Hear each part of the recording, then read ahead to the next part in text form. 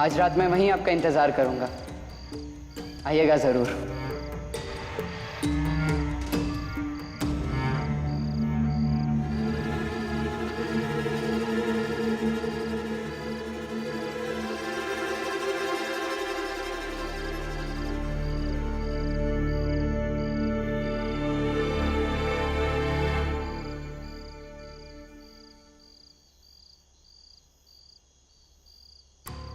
अगर आज रात फिर मैं घर नहीं लौटा तो आप क्या इस समाज के डर से घर में बैठी रहेंगी या बाहर निकलेंगी मुझे ढूंढने के लिए? बताइए।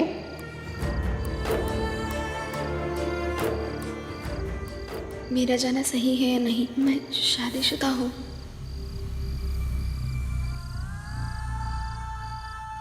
जाती हूँ, एक बार मिलने में क्या बुराई है?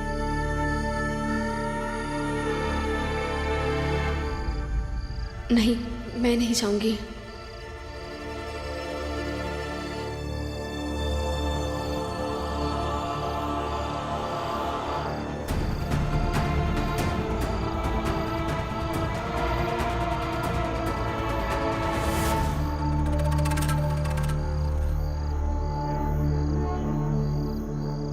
मैं जानता हूं कि तुम कहां जा रही हो। आज रंगे हाथों पकड़ूंगा तुम्हें।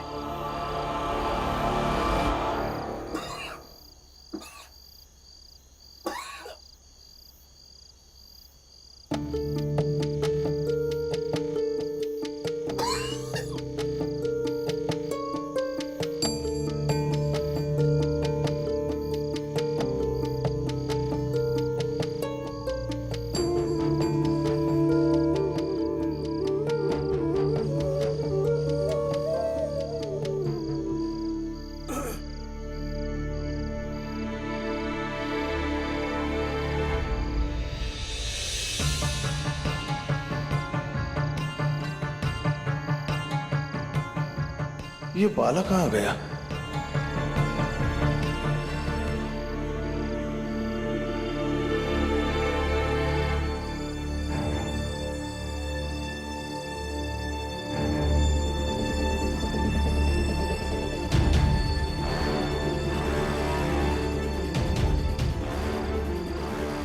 बाला से आज कह दूंगी कि मुझे मजबूर ना किया करे। ऐसे जिद करने से मैं रोज नहीं आया करूंगी। पति है मेरा घर पर, उसे अगर भनक भी लग गई तो अच्छा नहीं होगा, ना मेरे लिए और ना ही बाला के लिए। आज रंगे हाथों ये पकड़ी जाए, फिर इसे बताता हूं मैं।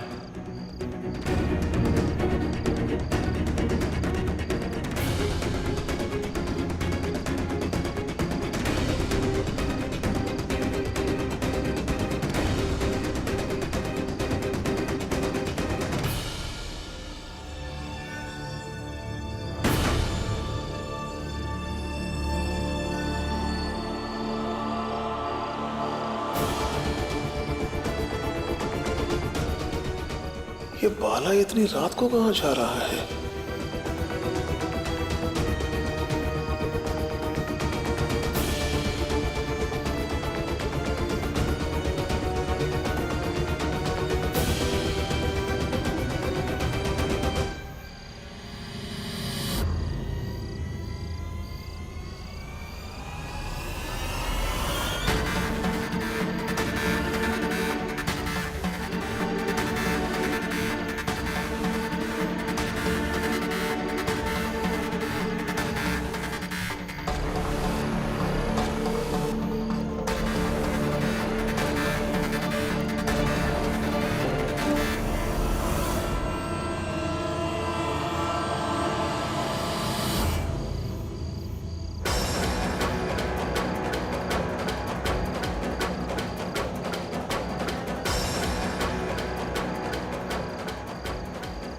यह रास्ता तो वापस घर की तरफ जाता है। इस रास्ते से कहाँ जा रहा है?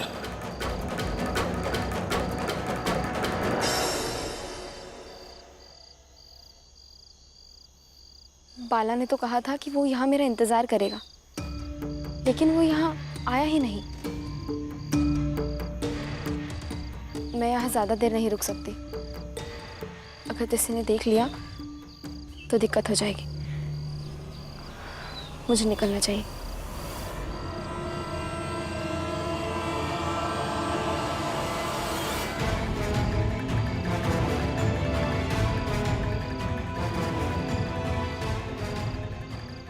यहाँ इतनी रात को क्या करने आए हो तुम?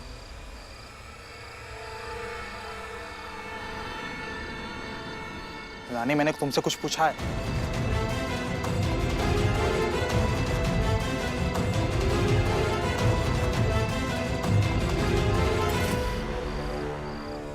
कुछ पूछ रहा हूं मैं तुमसे और तुम पत्ते तोड़ रही हो।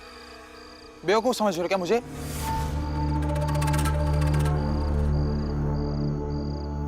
मैं यहाँ पत्ते ही तो तोड़ने आई थी। अब आप मेरी सुध कभी लेते नहीं हैं, तो आपको कैसे पता होगा कि मुझे क्या हो रहा है? मैं तुम्हारी सूद नहीं लेता, तो तुम ही बता दो। मेरी पीठ और कमर में बहुत तेज दर्द हो रहा था और सुना था कि इन पत्तों को अगर घी में गर्म करके लगाए तो दर्द में आराम होता है, इसीलिए लेने आई थी। दर्द कर रहा था तो मुझसे क्यों नहीं बोला? मैं अंतर्यामी हूँ क्या कि सब जान जाऊंगा? अंतर्यामी नहीं, लेकिन पति तो है ना।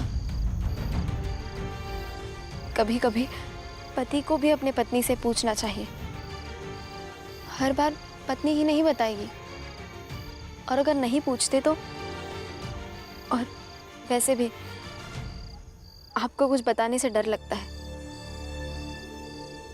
पता ही नहीं चलता आप किस बात को लेकर डांटने लगे या मारने लगे।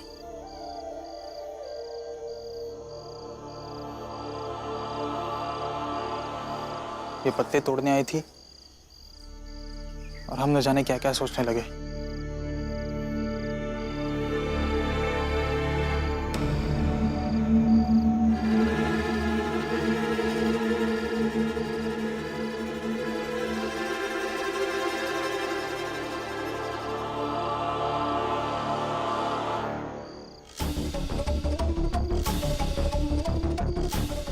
मुझे बेवजह शक हो गया था।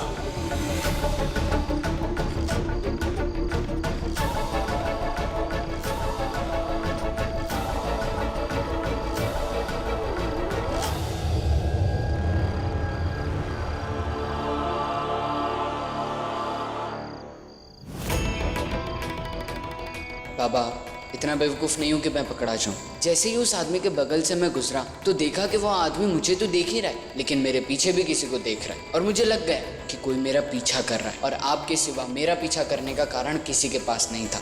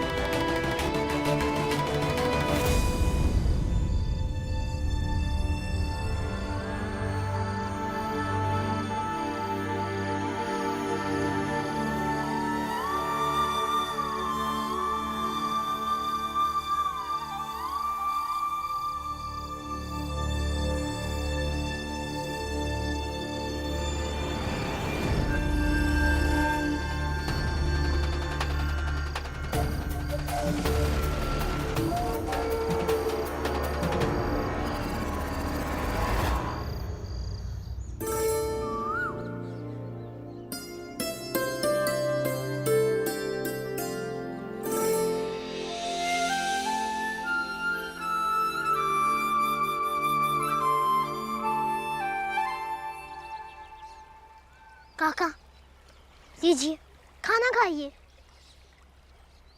और चाय भी।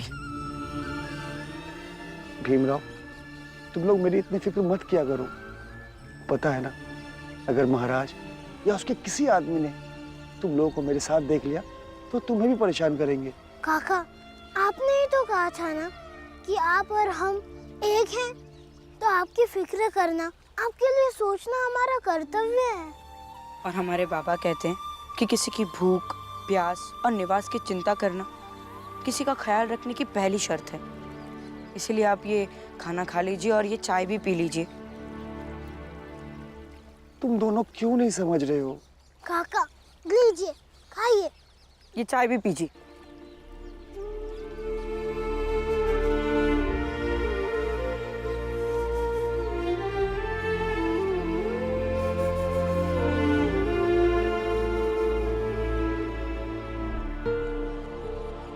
आज के बाद कभी हमारी दुकान पे पाँव मत रखना, यदि तुम्हारी वजह से धंधा बंद करना पड़ेगा।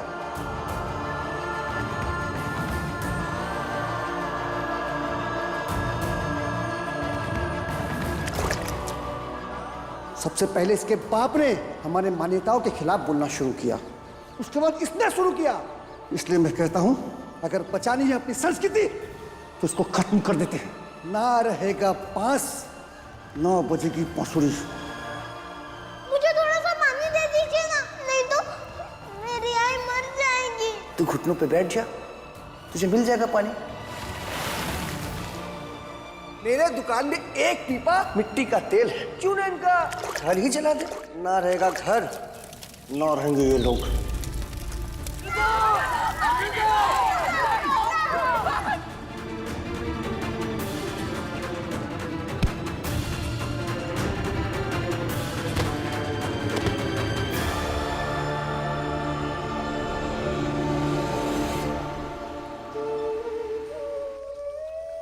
खाइए ना काका, खा लीजिए। भीमराव, मैंने आज तक तुम लोगों के साथ कितना बुरा किया, आज तुम मेरे लिए खाना लेकर आए हो। काका, पुरानी बातों को याद मत कीजिए। हाँ काका, और गलतियां इंसान से ही होती हैं। और यदि किसी भी समय व्यक्ति को ये एहसास हो जाता है कि आपने जो भी किया वो गलत किया, वो गलत था, तो ये बड़ी बात है। काका खाइए ना, आपने कल रात से कुछ नहीं खाया।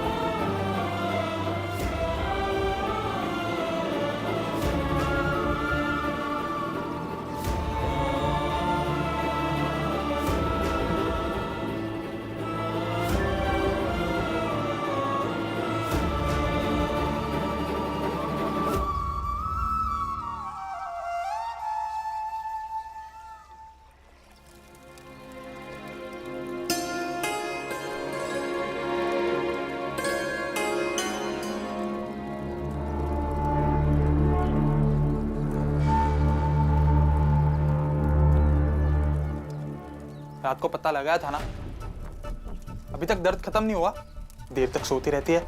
और तुम्हें थोड़ी भी शर्म नहीं आई कि पति काम पे जा रहा है, तुमसे अभी तक खाना नहीं बना? अभी बना देती हूँ।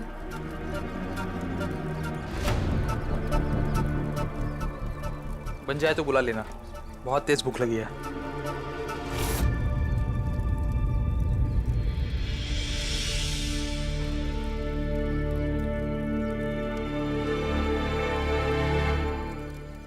आप कल क्यों आई थी मुझसे मिलने के लिए? पता नहीं। पहले मुझे इस बात का जवाब दीजिए कि आप कल क्यों आई थी? पहले मुझे काम करने दो, मेरा हाथ छोड़ो। नहीं बनाने दूंगा खाना। पहले बताइए, जवाब दीजिए मुझे। बाला तुम जाओ यहाँ से, मुझे परेशान मत करो। नहीं जाऊंगा। पहले बताओ मुझे, क्या आपको मुझसे मिलकर अच्छा नहीं लगता है? बताइए। जैसे आपको देखकर मुझे खुशी होती है, वैसे आपको मुझे देखकर खुशी नहीं होती है। बताइए ना, होती है खुशी? बताइए। मिलती है।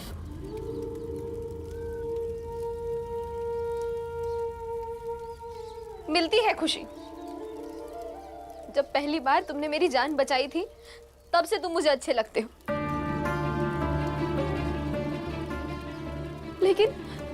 लेकिन तुमने कुछ कहा ही नहीं, इसीलिए मैं भी चुप रही। डरती थी कि मैं एक विधवा हूं, तुमसे कैसे कहती। पहले ही दुनिया की ठोकरें मैंने कम नहीं खाई थी,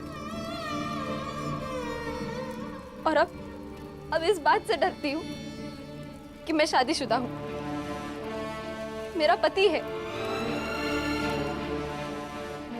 इसीलिए हम इसके बाद नहीं मिल पाएंगे।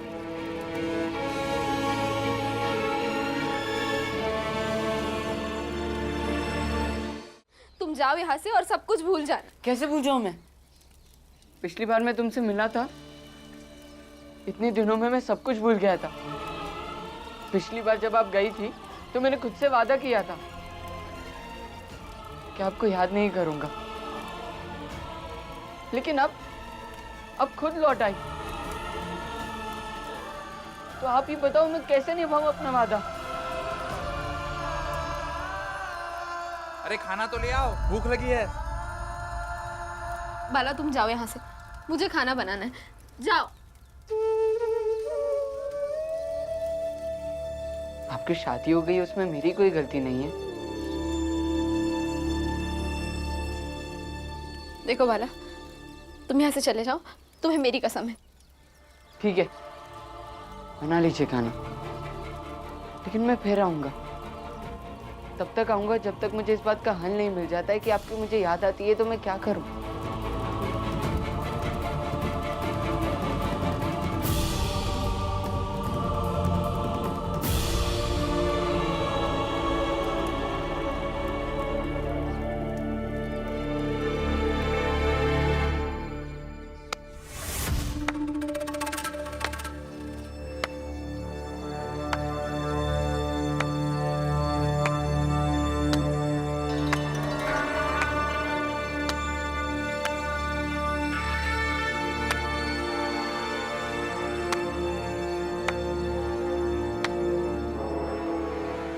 वाह, क्या बात है,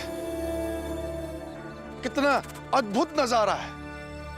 तूने तो बहुत जल्दी रंग बदल लिया रे। तुझ पे जरा सी मुसीबत क्या आई, तूने धर्म संस्कृति सब बदल लिया। तुझे तो नरक में जगह मिलेगी, नरक में। नरक?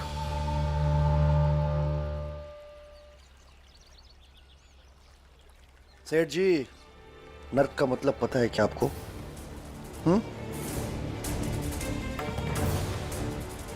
आप जैसे बेईमान और खुदगर्ज लोगों के बीच रहना ही नरक होता है। और उस हिसाब से मैंने नरक की जिंदगी बिता चुका हूं, और आने वाली जिंदगी चाहे जैसी हो पर नरक जैसी नहीं होगी सेठ जी। अच्छा, बहुत ज्यादा बोल रहा है तू। अपनी औकात में रह के बात कर। सेठ जी, आज तक तो आप लोगों की भाषा बोलते आया हूं, आज पहली बार मैं अपनी जुबान में बात कर रहा हूं। और रही बात औकात की ना, तो हम दोनों अगर अपनी अपनी औकात देखें तो सही रहेगा। कमीने, तुझे मैंने रोज दारू पिलाई है अपने पैसों से, भूल गया? दारू आपको याद है? और हर सुबह आपके दारू से जो कई गुना ज्यादा मैंने चाय पिलाई है, तो भूल गए आप? दारू की कीमत और चाय की कीमत एक है क्या? कीमत? सेठ जी, कीमत आप नहीं समझेंगे। आज मुझे संसार में सबसे ज्यादा कीमती ये खाना लग रहा है जो ये बच्चे लेकर आए हैं, पर आप नहीं समझेंगे। जाइए सेठ जी, जाइए यहां से। जा रहा हूं।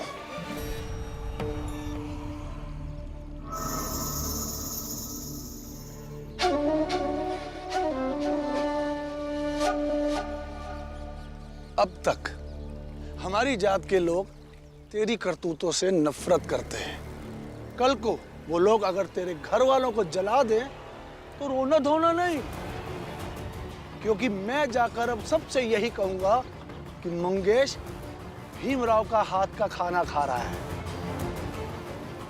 उसके बाद तेरे घर को तेरे ही मोहल्ले वाले अगर आग ना लगा दे तो मेरा नाम भी सेठ धन सुखलाल नहीं।